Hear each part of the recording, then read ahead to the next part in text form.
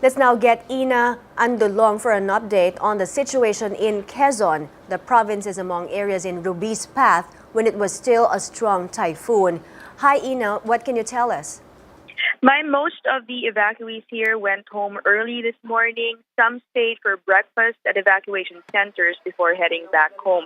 Now, although it would still drizzle here at times, the skies today are much clearer. Winds aren't strong anymore. Flooding in low-lying areas like the towns in Pitogo and Calawag have subsided as well. Now, we visited a coastal barangay in Atimonan earlier today and saw most of the residents there cleaning their houses, which were submerged in knee-deep floods. Houses right by the Lamon Bay were filled with coconut husks and other waste, basically swept in by the big waves last night.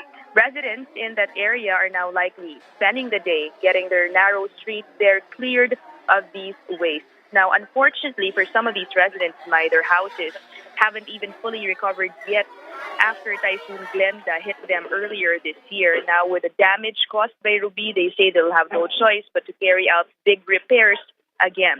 The Provincial Disaster Risk Reduction and Management Office here says apart from the houses right by the coastlines, Ruby didn't cause much damage to houses within the rest of the province. No damage to infrastructure was reported as well.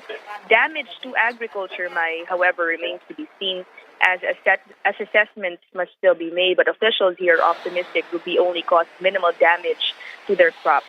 As for power supply, disaster officials say more than half of the 22 municipalities that were hit by brownouts now have electricity. Areas still without power include Pitogo, Buena Vista, San Andres, Panukulan, San Francisco, and San Narciso. Meanwhile, the zigzag road Bitukang Manok, which was closed yesterday because of landslides, was reopened this morning. So Ina, at least 6 more areas are still without power at this time, but all roads in and out of Quezon province are passable? Yes, there are no reports of any damage to infrastructure, if any. Hello? Yes, Ina, go ahead. Yeah, if any, most of the roads became impassable because of the landslides. However, disaster personnel here are always quick to respond to clearing operations for landslide debris. But so far, yes, there are no impassable roads reported to the PDRRMC here. All right, thank you. Ina Andolong reporting to us from Lucena, Quezon.